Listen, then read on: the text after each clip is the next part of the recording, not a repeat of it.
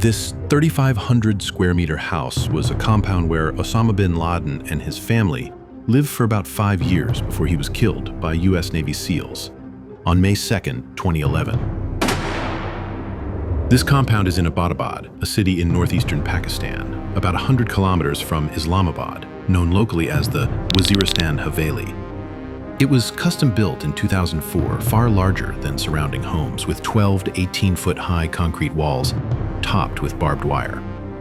There was no phone or internet access, no running water, and burned their trash rather than leaving it out, highly unusual for such a large residence. However, the CIA was able to track Osama bin Laden by learning from detainees in secret prisons that bin Laden used a trusted courier to relay messages. The courier's nickname was Abu Ahmed al-Kuwaiti. But how did the U.S. Special Forces find Osama bin Laden, and how did President Obama plan and execute his mission to kill him? To understand the story of this years of intelligence work, we must start from the very beginning.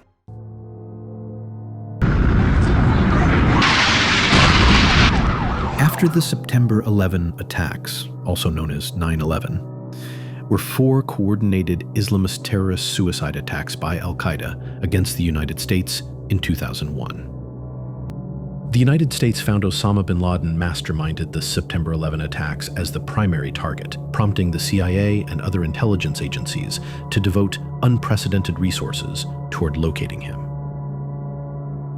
At that time, the United States government, under President George W. Bush, declared a global war on terror with bin Laden. The mission was part of an effort led by the Central Intelligence Agency, CIA, with the Joint Special Operations Command, JSOC, coordinating the special mission units involved in the raid.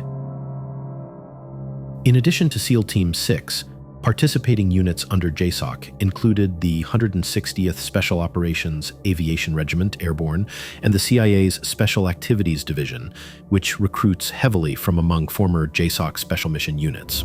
On October 7, 2001, less than a month after the devastating September 11 terrorist attacks, the United States launched Operation Enduring Freedom, marking the beginning of the war in Afghanistan. The initial goal of the operation was to dismantle the al-Qaeda terrorist network responsible for the 9/11 attacks, and to remove the Taliban regime that had provided safe haven and support to al-Qaeda operatives. Through the CIA, the United States captured top al-Qaeda leaders one by one, except for Osama bin Laden, who managed to evade capture by constantly moving from one location to another. But why couldn't the CIA capture Osama bin Laden for many years? It was because he understood how the United States gathered and monitored information from terrorists by intercepting phone calls, internet activity, emails, and other forms of digital communication. For this reason, Osama bin Laden had not used a phone since 1998. But bin Laden chose an old-school method of communication by sending messages through trusted couriers. In 2002, the CIA, along with military and intelligence partners, launched a global effort to track down members of al-Qaeda. Many high-ranking al-Qaeda operatives were captured and interrogated at secret detention sites or held at facilities like Guantanamo Bay. Through these interrogations, the CIA was able to gather critical intelligence about the inner workings of the terrorist network, including how Osama bin Laden communicated and where he might be hiding. One key piece of information that surfaced was the existence of a trusted courier known to deliver messages to and from bin Laden. That trusted courier's nickname was Abu Ahmed al-Kuwaiti.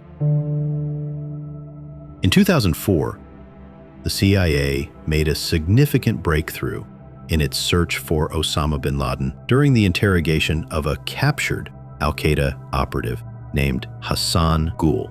While being held at a CIA black site, Gul revealed that a man known as Abu Ahmed al-Kuwaiti was a trusted courier for bin Laden.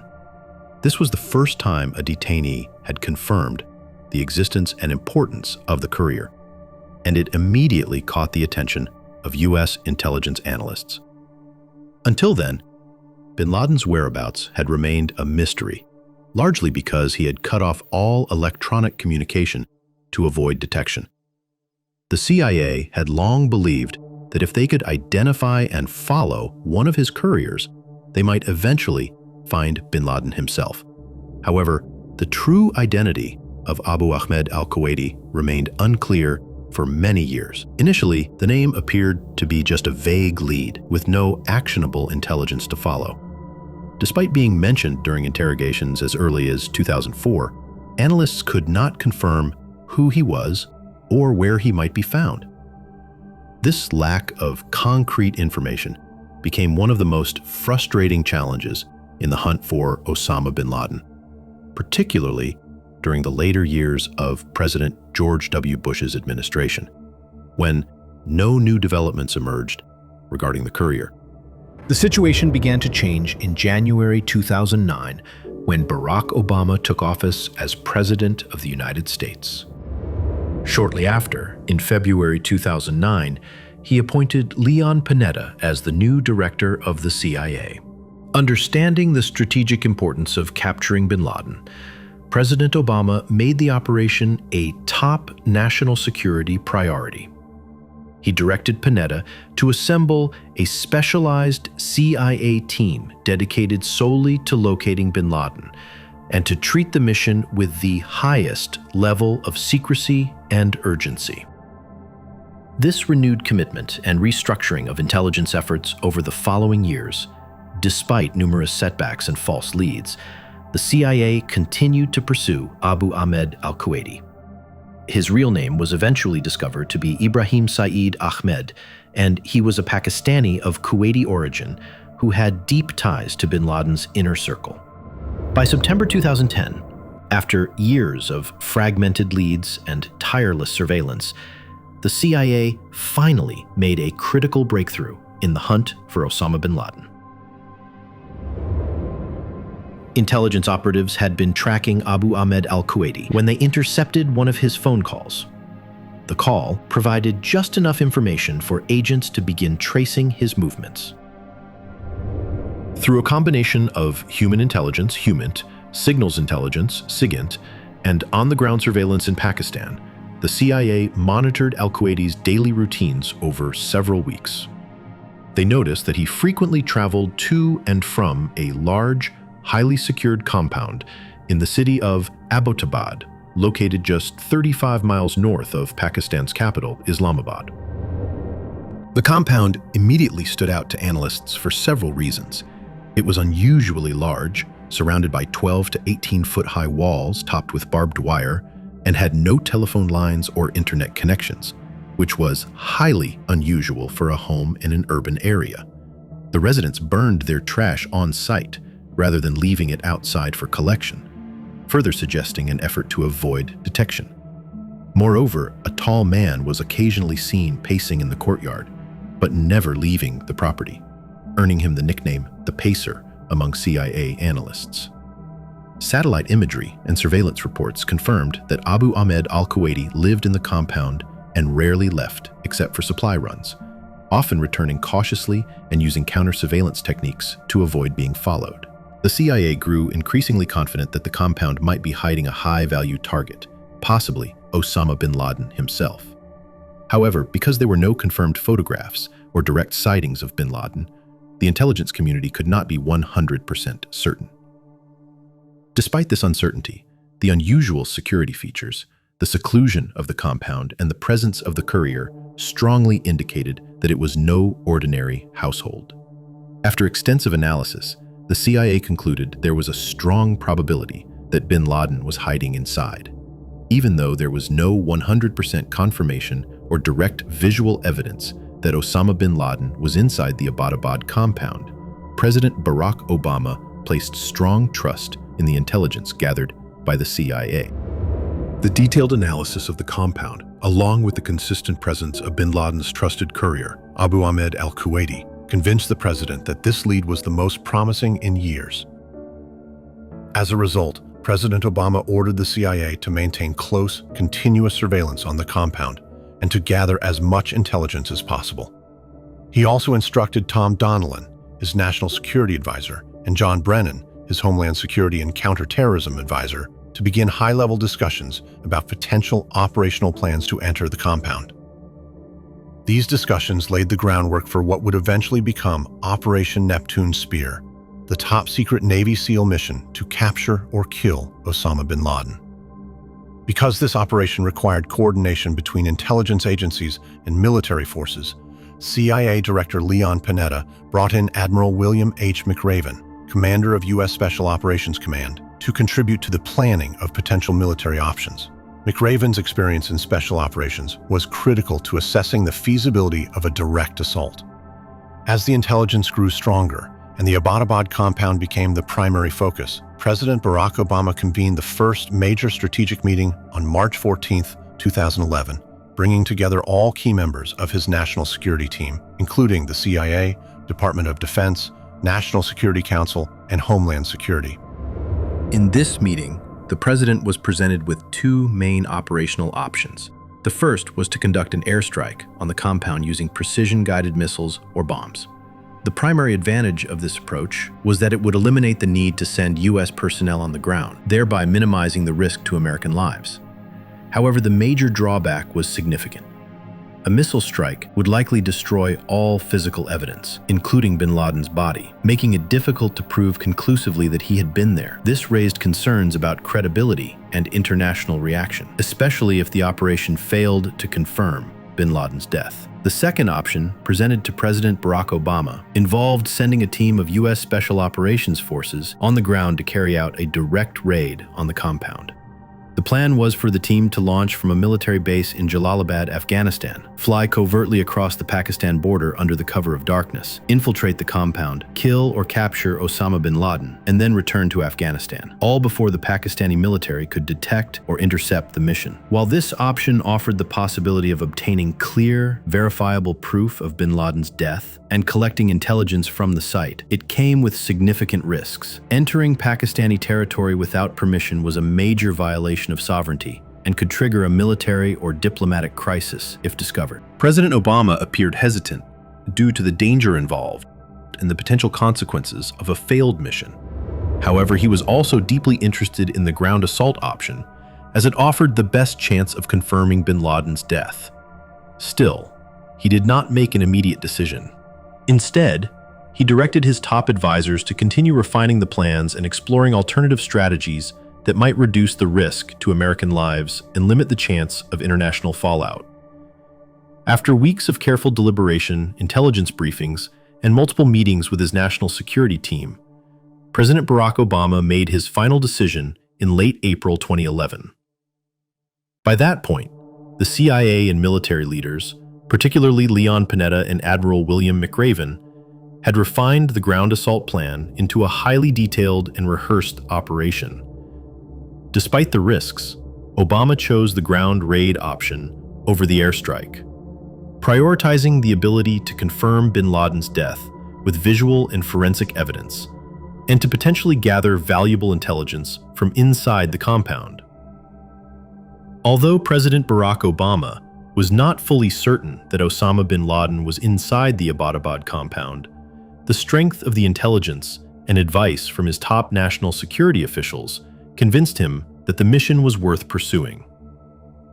Despite the lingering uncertainty, Obama authorized Admiral William McRaven, commander of U.S. Special Operations Forces, to begin preparing for the raid. McRaven was given the authority to select an elite team, later confirmed as SEAL Team 6, composed of highly trained operatives with extensive experience in high-risk missions. To maximize the chances of success and reduce the risk to American lives, a full-scale replica of the Abbottabad compound was constructed in a secret training facility located in North Carolina and later in Nevada. There, the SEALs conducted weeks of rigorous training, rehearsing the assault in every detail: entry points, room-to-room clearing tactics, helicopter insertions, and contingencies for unexpected events. This level of preparation reflected the mission's complexity and importance. The goal was to increase the probability of mission success and minimize the possibility of civilian casualties or operational failure. These preparations, along with constant surveillance of the actual compound in Pakistan, set the stage for what would become one of the most daring and successful special operations in U.S. history. During the final stages of planning, General James Cartwright, Vice Chairman of the Joint Chiefs of Staff, noted for his expertise in drone warfare, proposed an alternative option to President Barack Obama. Cartwright suggested using an unmanned aerial drone to launch a precision missile strike targeting the tall man who was occasionally observed walking within the walls of the Abbottabad compound, believed by CIA analysts to possibly be Osama bin Laden himself. This approach carried less immediate risk to U.S. personnel since it did not involve sending forces on the ground, and it could potentially eliminate the target without a direct confrontation. However, the plan also came with significant drawbacks. The drone strike might not kill bin Laden or could cause collateral damage, and most importantly, it would likely destroy physical evidence, making it extremely difficult to prove that bin Laden had actually been present and killed. Additionally, there was the chance that the tall man was not bin Laden at all, which would raise serious political and international concerns. After careful consideration, President Obama ultimately rejected the drone strike option, prioritizing the need for confirmation and intelligence retrieval, which only a ground raid could ensure. On April 26, 2011, after months of planning and careful deliberation, President Barack Obama gave formal authorization for Admiral William McRaven and the Elite SEAL Team 6 to proceed to the final stage of the operation. The team was instructed to deploy and stand by at a secure U.S. military base in Jalalabad, Afghanistan, located near the Pakistan border. From this location, they would be within striking distance of Abbottabad, ready to launch the mission at a moment's notice once final approval was given. While the team waited in Jalalabad, last-minute intelligence continued to be gathered and analyzed by CIA operatives monitoring the compound. The SEALs remained in a heightened state of readiness, conducting final mission reviews and rehearsals. This phase marked the transition from planning to execution as the operation entered its most critical stage. President Obama had not yet given the final go for the raid itself, but by ordering the team to be positioned at Jalalabad, he made clear that the mission was imminent and that all preparations should be completed for immediate action. Despite months of surveillance and intelligence gathering, CIA analysts could only estimate a 40 to 60% probability that the tall man, regularly seen walking inside the Abbottabad compound, was actually Osama bin Laden. While this assessment fell short of definitive proof, it represented the strongest lead the U.S. intelligence community had obtained since bin Laden disappeared in late 2001. The intelligence was based on a combination of behavioral analysis, physical resemblance, and the unusual security measures surrounding the compound. Although the percentage was not high enough to guarantee absolute certainty, it was considered significant enough to justify action, particularly given the compound's secrecy, the presence of his known courier, Abu Ahmed al-Kuwaiti, and the total lack of digital communication coming from the site, all consistent with how bin Laden was believed to be living in hiding. President Obama and his national security team understood the risks of acting on incomplete information, but also recognized that waiting for 100% confirmation might mean missing the only opportunity to capture or kill the most wanted terrorist in the world. By April 28, 2011, while SEAL Team 6 remained on standby at the U.S. military base in Jalalabad, Afghanistan, awaiting the final order, President Barack Obama convened a critical meeting at the White House. This gathering included all key national security leaders and advisors involved in the highly classified operation, such as CIA Director Leon Panetta, Admiral William McRaven, Secretary of Defense Robert Gates, Secretary of State Hillary Clinton, National Security Advisor Tom Donilon, and Homeland Security Advisor John Brennan, among others. Held in the White House Situation Room, this meeting marked the final stage of decision-making. The president reviewed the latest intelligence, risk assessments, and contingency plans presented by the National Security Council.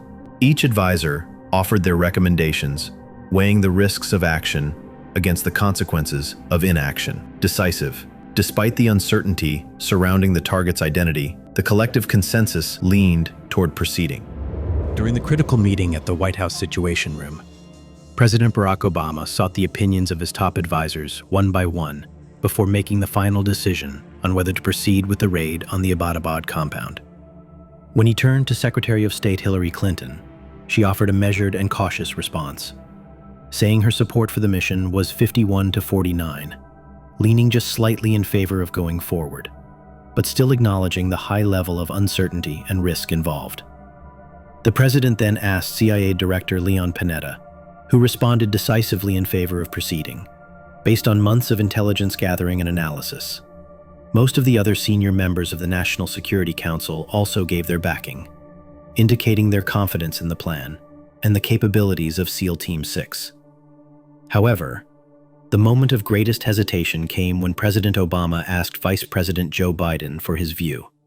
Biden advised against moving forward at that time, citing the potential for international fallout, the risks to U.S. personnel, and the uncertain intelligence.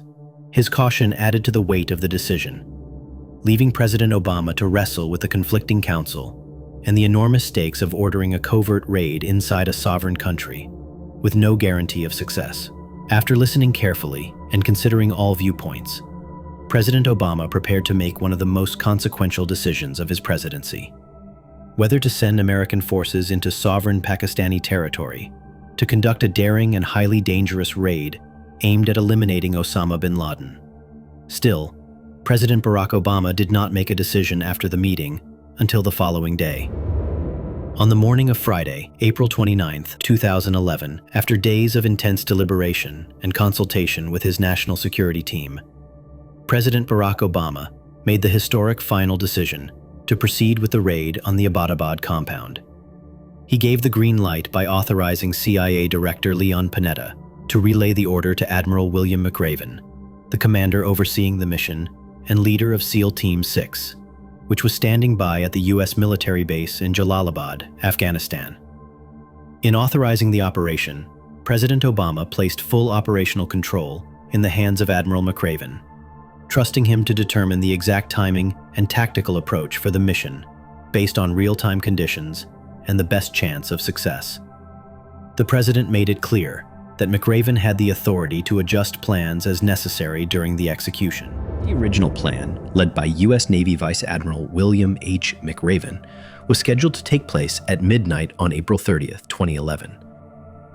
However, due to unfavorable weather conditions in Abbottabad, Pakistan, the operation was postponed by 24 hours. As a result, the mission was rescheduled to begin around midnight on May 1st, 2011. The delay was necessary to ensure optimal visibility and flight safety for the helicopters transporting the Navy SEALs from Afghanistan to the compound where Osama bin Laden was believed to be hiding. At approximately 2 p.m. Washington, D.C. time on May 1st, 2011, which was around 11 p.m. local time in Pakistan, 2 specially modified Black Hawk helicopters lifted off from a U.S. military base in Jalalabad, Afghanistan. On board were 23 members of the elite Navy SEAL Team 6, along with 1 translator and a military working dog trained for detection and combat. These helicopters were equipped with advanced stealth technology designed to evade Pakistani radar systems, allowing the team to enter the country undetected. Their destination was a fortified compound in Abbottabad, Pakistan, believed to be the hiding place of Osama bin Laden. The top-secret mission was codenamed Operation Neptune Spear.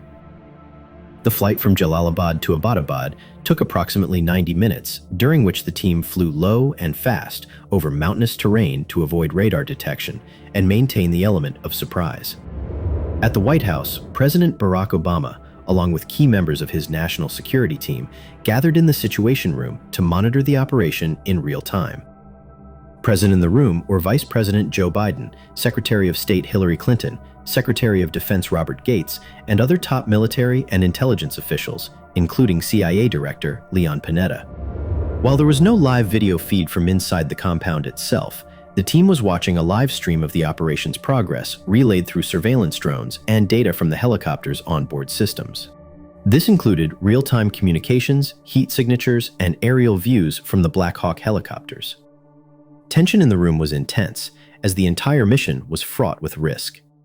Every second counted, and the president and his advisors remained focused, knowing that the outcome could have profound global consequences, both politically and militarily. The iconic photo taken during this moment, showing President Obama and his team watching the mission unfold, has since become one of the most memorable images of his presidency. As the helicopters approached Abbottabad under the cover of darkness, the mission entered its most critical phase. The plan called for a swift and silent insertion of the SEALs directly into the compound. However, as one of the Black Hawks attempted to hover over the target for a fast rope insertion, it encountered unexpected aerodynamic issues caused by the compound's high walls, tight confines, and unusual air currents. The helicopter experienced a controlled crash landing inside the compound's courtyard. Fortunately, no one was injured, and the SEALs quickly adapted, continuing the mission on foot while the crew secured the downed aircraft. The second helicopter successfully landed outside the compound, allowing the remaining SEALs to breach the perimeter. Armed with intelligence gathered over months of surveillance by the CIA and reconnaissance drones, the team moved swiftly through the building. Room by room, they cleared the structure using night vision equipment and suppressed weapons. Within minutes, they reached the upper floor, where Osama bin Laden was believed to be hiding. As SEAL Team 6 entered the compound where Osama bin Laden was believed to be hiding, the next 20 minutes were filled with tense uncertainty. Inside the White House Situation Room, President Barack Obama and his national security team closely monitored the mission through real-time data and surveillance feeds. However, they had no direct visual of what was happening inside the compound itself. For those 20 silent minutes, no one outside the assault team knew whether the mission was succeeding or if something had gone wrong. Then, a phrase came through the communication channel that signaled the outcome. Geronimo, EKIA. The word Geronimo was the code name assigned to Osama bin Laden, and EKIA stood for Enemy Killed in Action. With those words, it was confirmed. Bin Laden was dead. The message marked the end of a nearly decade-long manhunt that began after the September 11, 2001 terrorist attacks. Under the direct order of President Obama, America's most elite military unit, SEAL Team 6, had successfully carried out one of the most significant counterterrorism operations in U.S. history. In addition to bin Laden, several others were killed in the compound during the raid, including his adult son, Khalid bin Laden, trusted al-Qaeda courier Abu Ahmed al-Kuwaiti, another courier, and a woman who was reportedly used as a human shield during the firefight. Despite multiple casualties in the compound, the SEALs only retrieved the body of Osama bin Laden. His remains were transported back to the U.S. military base in Jalalabad, Afghanistan. There, his identity was confirmed using facial recognition software, photographic evidence, and a rapid DNA test conducted on-site to ensure absolute certainty before making the news public. With bin Laden confirmed dead and the compound secured, the SEALs prepared to exfiltrate. They rigged the damaged helicopter with explosives to destroy its advanced technology and prevent it from falling into enemy hands. The team, along with bin Laden's body and the recovered intelligence materials, boarded the backup Chinook helicopters that had been standing by in case of emergency. The entire operation lasted approximately 40 minutes. The SEALs departed Pakistani airspace without detection and returned to Jalalabad, then eventually to Bagram Air Base. Officially, at the White House, following the successful completion of Operation Neptune Spear, President Barack Obama took immediate steps to inform key figures about the historic event. He personally called former President George W. Bush, under whose administration the search for Osama bin Laden had begun after the 9/11 attacks, as well as former President Bill Clinton. During these calls, he confirmed that bin Laden had been killed by U.S. Navy SEALs in a covert raid on his compound in Abbottabad, Pakistan. Later that night, at approximately 11:35 p.m. Eastern Time on May 1st, 2011, May 2nd in Pakistan, President Obama addressed the nation in a televised speech from the East Room of the White House. He solemnly announced the death of Osama bin Laden, stating that justice had been done. The announcement triggered a wave of spontaneous celebrations across the United States. Outside the White House, crowds of citizens gathered, waving American flags and chanting, Similar scenes unfolded in New York City, particularly at Ground Zero, where thousands of people took to the streets to honor the victims of the September 11 attacks and celebrate the long-awaited moment. For many Americans, this was one of the most unforgettable and emotionally powerful triumphs in recent history, a long-sought closure to nearly a decade of grief, fear, and determination in the fight against terrorism. Following the confirmation of Osama bin Laden's death, President Barack Obama made the decision to bury his body at sea, a choice guided by both practical and diplomatic considerations. Bin Laden's body was flown from Afghanistan to the USS Carl Vinson, a U.S. Navy aircraft carrier positioned in the Arabian Sea. There, in accordance with Islamic funeral traditions, his body was washed, wrapped in a white shroud, and placed in a weighted bag. A brief religious ceremony, reportedly conducted by a U.S. military officer familiar with Islamic rites, was held before his remains were released into the sea. The burial took place within 24 hours of his death, as is customary in Islamic practice, to avoid further controversy. President Obama later explained that the sea burial was chosen to prevent bin Laden's grave from becoming a shrine or rallying point for extremists. Additionally, he made the controversial decision not to release photographs of bin Laden's body to the public. Despite public pressure and conspiracy theories, Obama emphasized that the images, particularly the fatal head wound, were graphic and could incite anger, especially among Muslim communities.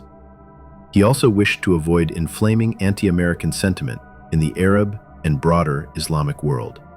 "That's not who we are," Obama stated in an interview, referring to the United States' responsibility to act with dignity, even in the face of justice delivered to one of its most infamous enemies.